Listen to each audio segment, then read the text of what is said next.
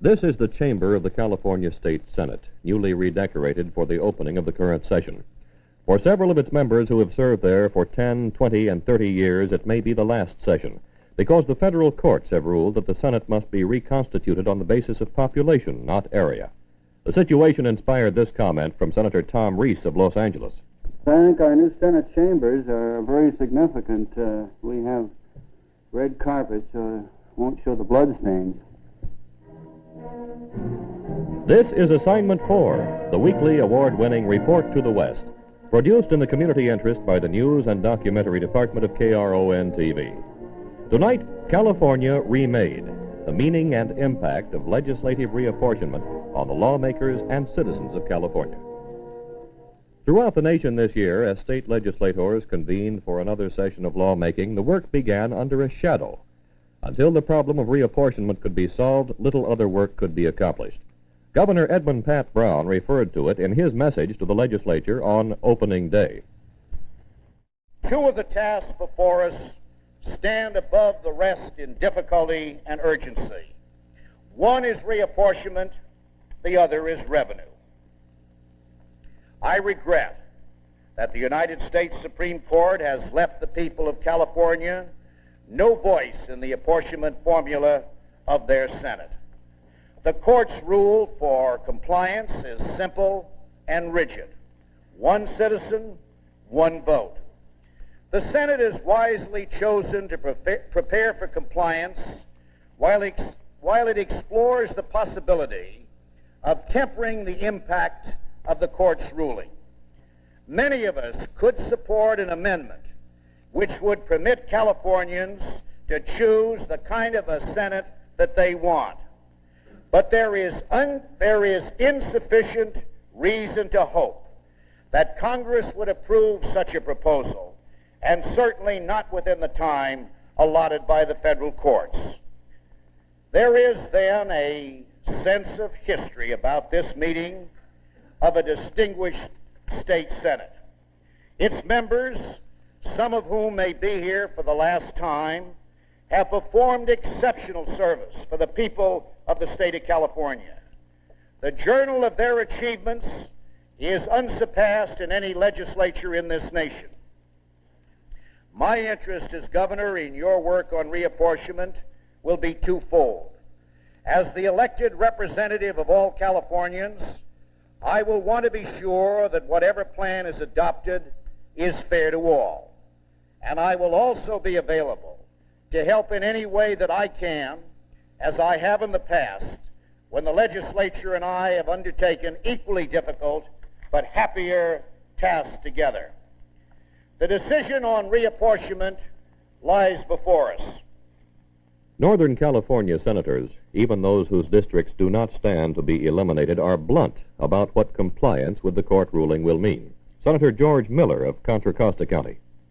It's going to mean the virtual disenfranchisement of Northern California. See, at the present time, Southern California has an overwhelming majority in the Assembly, because the Assembly is based solely or exclusively on population. Both United States senators at the present time come from Southern California. It's certainly no secret that the state constitutional officers pretty generally have their eye on Southern California and the large population centers. The vast majority of the membership in the the delegation of the House of Representatives is from Southern California. The governor, as the appointing power of the judiciary, is surely very much concerned with Southern California, and they can elect or defeat any constitutional officer, including the governor. And about the only thing you have left for the people, especially those that live north of the Sacramento River, is the Senate, and the only representation they have. They have very little representation in Congress. The districts are, I believe, 16 or more counties in one congressional district. And this minority has historically looked to the Senate and has been generally represented by the Senate. We recognize that these people have always been outvoted and always will be outvoted. But it seems to me that one of the things they need is spokesmen and champions of their interest. And generally their interests, when they've been made known, have been accepted by the other house by the Assembly, and they've been very considerate of the needs of the people in Northern California. But when there's less representation in the Senate to present those needs, I suspect that many of them will have a tendency, at least, to be overlooked. And will be virtually no representation. San Francisco Assemblyman Willie Brown, who fears that his may be one of the seats eliminated if the Assembly is redistricted, nevertheless believes in one man, one vote. I think this will mean, in terms of laws, that you will find more weight being given to the needs of people in urban areas. And I think this will include San Francisco, in spite of the fact that the large number of new senators and new representatives will come from the southern end of our state. I still think that there will be great respect given to the needs of the people who live in urban areas. I am shocked that there isn't much attention being given to geographical representation comparable to that in the United States Senate in the state of California. But I believe in one man, one vote, and I'll abide by one man, one vote.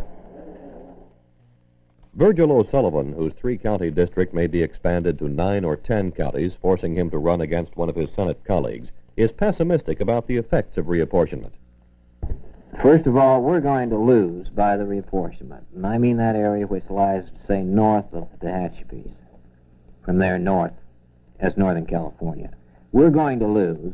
We're not going to be able to develop in the way that we have been trying to develop, so that we have a sound economy, that we have decent cities, and we have the people spread out and available to recreation and the other things, and that we preserve our resources.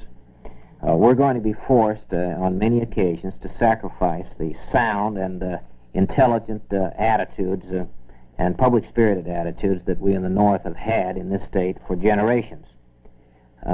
We've had very little help from the Southern California legislators when it comes to real tough problems. I don't expect we're going to have very much help from them in the future, any more than we've had in the past. I am not one to be, I can't say that I think that we're going to, this is the end of Northern California. It isn't. But they don't think like we do, and they never have.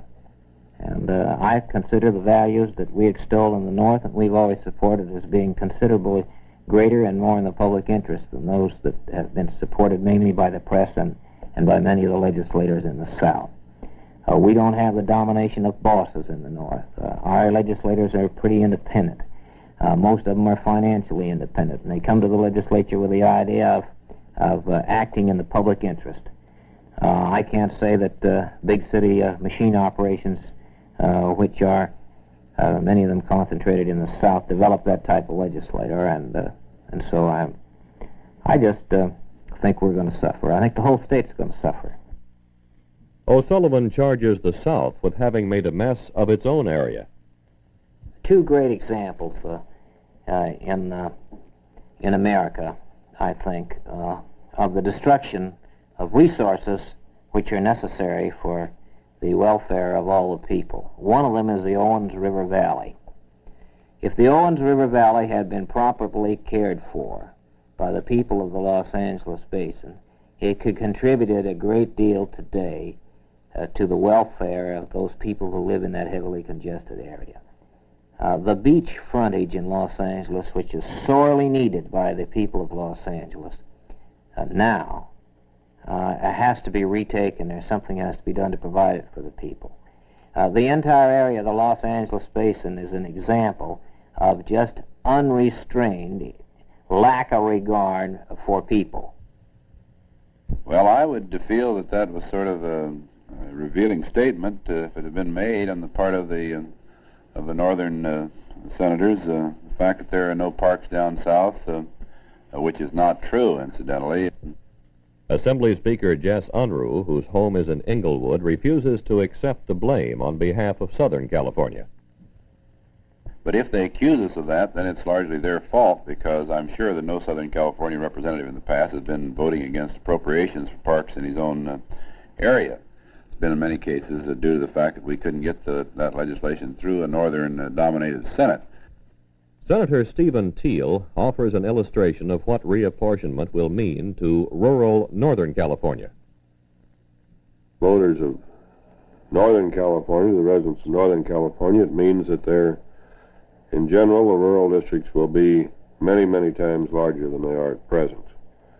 Where the maximum size district now encompasses an area of 3 counties, it is conceivable that one district, the largest, which will come out of this reapportionment readjustment, will encompass 1/3 of the land area of the state of California.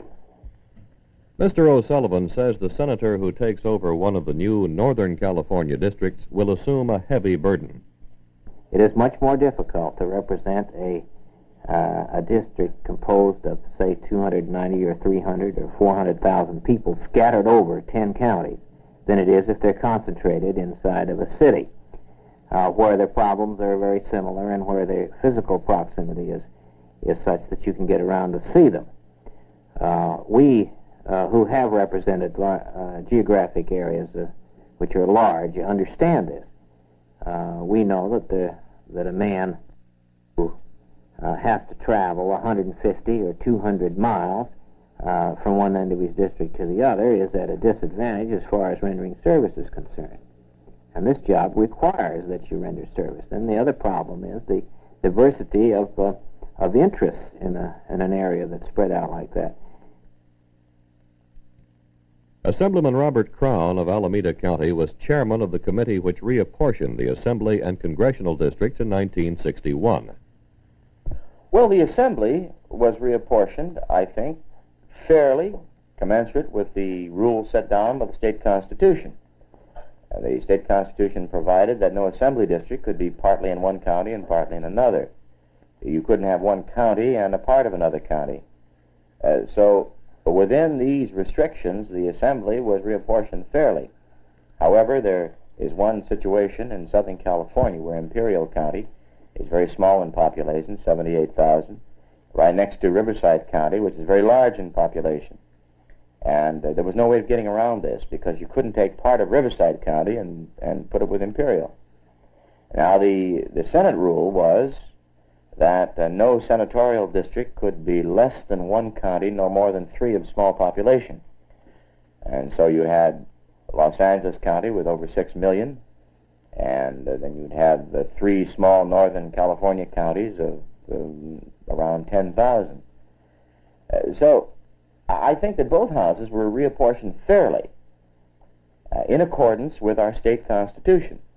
Now, what the U.S. Supreme Court has said, in effect, is that the state constitution in reapportioning state senatorial districts is violative of the federal constitution. I think this is unfortunate. I agree with Senator George Miller that we've done very well in California. We've used the federal plan just as the federal government uses it. We've had one house based on population and one based on area. It's worked well. I come from an urban area, a San Francisco Bay Area. I have never been hurt on my urban program by any of the rural senators. And I think it's a shame that we're going to change this system. Apparently, the United States Supreme Court was trying to reach at certain very pronounced violations of fairness in some of the southern states and a few of the northern states. And I don't think they knew how to do this without also affecting states such as California, which had been proceeding fairly. Stephen Teal is the man who actually will conduct the reapportionment bill through the state Senate. The court on December 3rd said that the state legislature shall reapportion the state Senate by July 1st of 1965. We anticipated this in the Senate many months ago, and as far back as August, we began the foundation work for a committee, which I'm chairman, which has been in preparation for the problem of reapportionment. Preparation has mainly taken the form of preparation of population tables, the actual location of people packages where these individuals live, trying to determine political and economic boundary lines that will be feasible to use in dividing up the state into the new districts. I think one of the important things that we have to consider is not whether there are simply an equal number of people within each district, but also consider the community of interest that exists in any new district which we put together. We don't want to have water consumers in the same district with water producers. We don't want to have people who have basic economic or political differences bundled up together in a district where they won't get along. We want, as much as possible, to develop a community of interest that will make the new districts feasible and politically practical. Senator Tom Reese has perhaps the largest constituency of any state legislator in the country, the entire population of the county of Los Angeles, 6,704,000 people. Under reapportionment, he will share that job with some 14 or 15 other senators. For the Senate. I wouldn't have run for the Senate and if I thought the job was too big. I feel I could take care of Los Angeles County.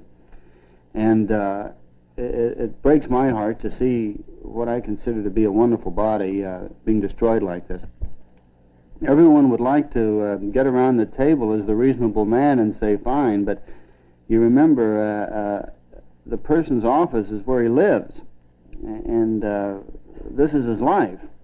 And when you start developing districts where 4 incumbent senators now have to run against each other, you're going to get very strong feelings, because you're talking about the person's life. As far as I'm concerned, my life is politics, and this is the one thing that I think is wonderful. This is a calling that I think is a great calling. And so when someone comes up and they say, well, Reese, be a nice guy, we're going to eliminate your district, he might be my best friend, but, you know, there is going to be strong feeling. Reese says that if geographical areas no longer are important, people with common interests should be kept together. We're starting to think about drawing lines for new districts, and much of the thinking is that the lines should be completely independent of all congressional and assembly district lines and should try to bring in more community of interest in the district rather than the political interest. Speaker Unruh, the master politician, surveys the changes in the power structure which will be brought by reapportionment. Well, I don't think it's going to have a too drastic effect insofar as the partisan conflict is concerned, but inside the political parties it will, of course, bring a great deal more power to the South in both parties. That's principally because in the past the State Central Committee of both the Republican and the Democratic parties have been made up of the nominees plus a certain number of appointments. 5 if they were incumbents, 3 if they were challengers. There have been 32 senators in the past in the North and only 8 in the South, so you can see how overbalanced the State Central Committees would be as a result of those 32 Northern senators. Now, with some additional 14 or 15 or 16 seats moving to the South, that will, of course, give the southern end of the state a great deal more to say about the internal management of both the Democratic Party and the Republican Party. There is still an offsetting factor, however, which will give the North a continued voice, and that is that all of the county chairmen of the county central committees are on the State Central Committee of both parties, and since there are still 50 counties in the north and 8 in the south, that means that the county chairman will drastically reflect the northern part of the state. But it will mean a significant change, and I suppose will give the South a great deal more voice inside the political affairs of both parties. Like the United States Senate, often called the most exclusive club in the world, the California State Senate has many club-like aspects. Many of the members have been there most of their adult lives. They have hunted, fished, and played poker together, and helped each other get legislation passed to meet the needs of their respective districts. They also have passed such important social legislation as fair employment practices, aid to needy children, and protection for consumers. What is worrying some people who are aware of the strong conservative trends among many voters in Los Angeles and Orange counties is that if the big Northern California delegation is reduced to a more conservative nucleus, it may, in combination with the new right-wing senators from Southern California, block the passage of progressive legislation. Perhaps that is why it has been said that reapportionment is an act of politics, not an act of political science. Traditionally, the state Senate has not interfered with the reapportionment of the Assembly. But with 14 or more new Senate districts being created in Los Angeles County, many assemblymen from that area may be running for the Senate and have more than a casual interest in those jobs. The way those district lines are drawn is thus important to every senator and to every potential senator, and contains the seeds of some possibly bitter infighting. But until the lines begin taking shape, no one is sounding belligerent. When Senator Burns suggested a northern-oriented lineup for the Committee on Reapportionment, Speaker Unruh gave a hint of what might come. Oh, on this committee, representation from north and south, well, it'll be predominantly north, probably, because the south hasn't the problems that we have up here in the north as rearranging district lines. I think that the senator from Los Angeles County, for instance, should be on it because there's a lot of work to do in dividing up Los Angeles County. You'll have a lot of help with that. Oh, I'm sure we will.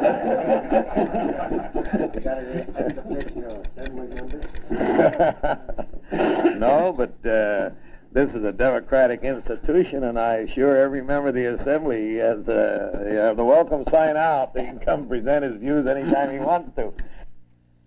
An Italian philosopher has said, politics, like economics, has its own laws, independent of morals. Senate redistricting is giving the appearance of proceeding amicably, but the anxiety, bitterness, and frustration of many of those concerned are only just beneath the surface. It does involve the future of a great many people who must vote upon this legislation, upon the final product. And that's always an explosive, very potentially explosive situation. And it could be that the entire thing could blow up before the session's over with. I can see a lot of bitterness in California because of this decision. And I only hope that when we do come up with our new Senate, and the new Senate is sworn in 2 years from now, that the bitterness will not be so great as to hurt the progress of the state. In assessing the political wreckage or political change brought by reapportionment, Northern lawmakers first expressed dismay, then began looking for possible alternative solutions. Well, I'm an admirer of the Supreme Court. I'm an admirer of the Chief Justice. I think they've done some very marvelous things in the area of civil rights. When the federal government was formed, however, our founders said that our federal government was going to be one of delegated powers, that the states and the people were the repositories of power, and all power to the federal government was delegated to it. Now, I'm sure that any student of constitutional history would agree that the founders never intended that the federal government should dictate to the states how they should create their own state legislatures. And this was never the intention. Senator Hugh Burns of Fresno says the Senate will comply with the reapportionment decision. I know of no member in the Senate that has abandoned their interest in trying to comply with the court order in the best of their ability. Everyone that I have talked to maintains that it's a much better procedure if we put our own house in order and do our own line drawing, rather than to be forced to accept a solution provided by the court of master or some sort of individual or group of individuals who do this for us. And I haven't heard any discussion along those lines up to this point. We're making every effort and going to make every effort to comply with the court order that on July the 1st we'll have a plan. But what are the alternatives? First, it has been pointed out that as of now, there is no alternative to compliance. What people do about this, there's nothing the people can do about it. The legislature is under court order to do it, and no matter what the people think, it has to be done. But over a longer period of time, there are a number of alternatives which may be tried, and lawmakers from Northern California are looking into all of them. Senator Richard Dalwig of San Mateo County has introduced legislation to make California into 2 states. Next week, Assignment 4 will examine this and other avenues aimed at avoiding or softening the coming political domination of California by 4 southern counties. Assignment 4 is produced in the community interest each week at this time by the news and documentary departments of KRON-TV.